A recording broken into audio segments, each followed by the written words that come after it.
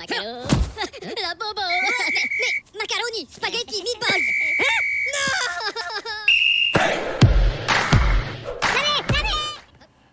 Good morning, afternoon, evening, everyone. Welcome to episode 45 of the Not So Beginner series, as I'm kind of calling it.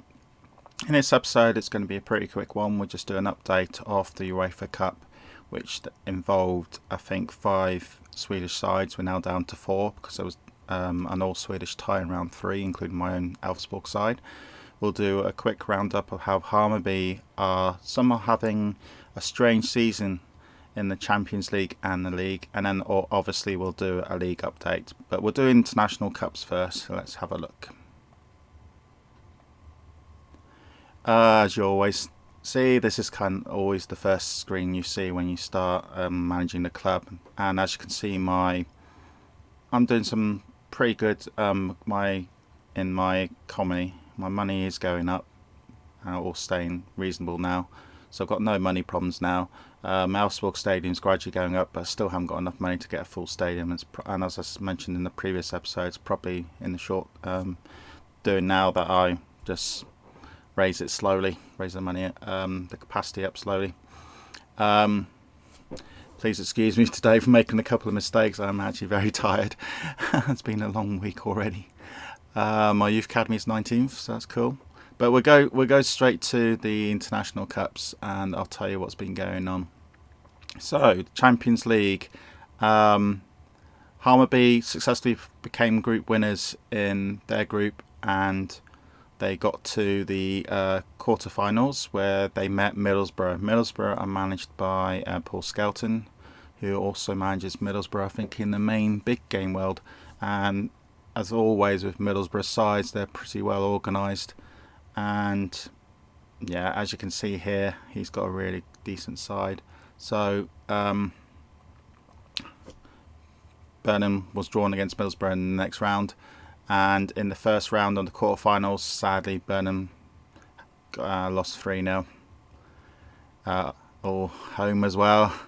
He had really bad luck though. 2 players sent off late on, a couple of massive injuries, and Middlesbrough just took their chances. Middlesbrough did have a player sent off, but it looks very likely that that's the end of the road for Hammarby. Now, will they be in Champions League next year? I very much doubt it, but we'll go to that later.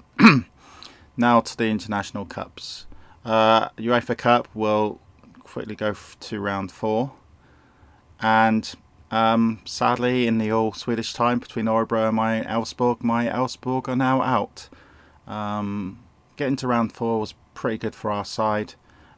We only just lost though. We lost 1-0 in the first leg to them in a game they dominated, and they deserved to win that. And then in the second leg, they won 1-0 by a real late goal, and we dominated it. So we didn't easily lose this game, but it was sad to see us getting knocked out. So we now concentrate on the rest of the league. But good luck to Örebro. Good luck, Morton, for the next round. Hope you do well. How did the others go on? As you can see, all the others went through. So Malmo pretty easily went through in the end. So well done, Kay. VF beat the Greek side 4-1 on aggregate. And Gothenburg beat Hajduk 7-1 on aggregate. So all the other sides did really well. So the tightest game of the whole round was Örebro against Elfsborg. As you notice here, a couple of Italian sides have gone through. Most of the sides in Italy are pretty strong, so it'd be interesting to see what happens in the next round. PSG, I fondly look at PSG because they're my main side in the main game world, so it's nice to see them what they look like in alternative worlds. In the quarterfinals then, so we've got Gothenburg against Perugia of Italy. Perugia have got no manager, but they have got they are a big level side, and as you can see, it's a good side. They have got some stamina problems though. Gothenburg under Michael, very good youth academy he's building, and he's getting quite a decent side there. On Gothenburg are getting quite good now. Quite a good decent set of youngsters. This is going to be a tough game to predict. I would probably say Perugia just edge it. I'm sorry, Michelle, but I think they might just edge that one. Red Star then against Chevio. Chevio should win that. Örebro, after beating us, they are against PSG. So let's just have a look at how PSG look like in this alternative universe. Under a human manager, Igor. Yeah, definitely human manager. He's done a lot of signings. And okay, this PSG side are not as good as my PSG side in a different game world, but they have got some really good players though. So let's just have a quick look again at Orebro. Under Morton, obviously. Yeah, Morton's side are quite good. That's another one that's hard to predict, but I would say Orebro could just edge that, actually. And then we got the all-Swedish tie. As I said before, we've got another Swedish tie. So at least one Swedish side will get into the semi-finals, which is great. So it's between Malmo and K side against VF. Again, Malmo have got some really good players, a lot of strikers. Against VF and Andy. So K. Yes. And Andy has got some... He's definitely been building some really good players. Look at this player, really, really good. How did you get him again? For free? Oh, okay. Yeah, we mentioned this player before, haven't we? That's going to be hard to predict. That is going to be really hard to predict between Kay and Andy.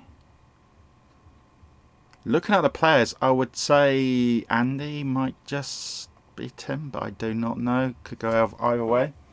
So I predict basically that Perugia will beat Gothenburg. I don't know about Red Star Chivio, but I'll say Chivio because they're Italian strong side. Orebro against PSG, that could... Orebro might just edge that, and then Malmo VF, I can't predict that one, but I think out of those 4 Swedish sides, we might just get 2 to qualify. I've got a feeling either Gothenburg or Orebro might get knocked out, but we'll see. Okay, we're now going to the league. Again, as I mentioned before, my couple of ticks have been hot and cold. I got knocked out in the UEFA Cup, but then I had a really good result in the league, which surprised me. And that was only just happened. We beat Trelleborg at Trelleborg, so that shocked me. We didn't dominate the game, but we did. Almgren, he scored 2 really good goals, and then they came back with a penalty, and they had a sending off. So yeah, but other ties is that VK have come back after a bit of a slump, but with the table now looking like this, it's still very close. AK are top of 48, Helsingborg under Micah 46, and Trelleborg under 45.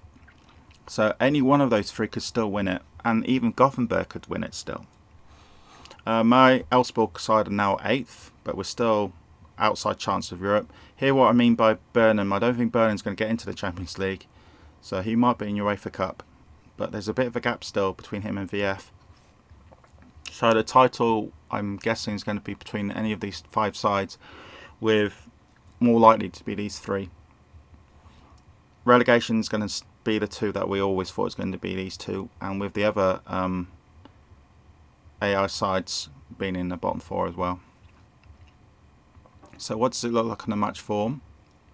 AIK are dominating form. We're actually second in form. We've had, after previous 6 games bad form, we've actually started to recover a bit, winning 3 and drawing 3. So we actually got a 6-game unbeaten run, but that's not going to last for much longer, I don't think.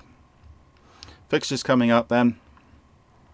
We've got Middlesbrough against Hammarby, second leg. Sadly, I don't think Hammarby are going to have a miracle there. Then we've got these league games coming up. Melbo against Trelleborg. That'll be very interesting to see what's going to happen. My Elfsborg side are away to home to Djurgården. VF against Halmstad. Gothenburg Kalmar. Hammarby AIK.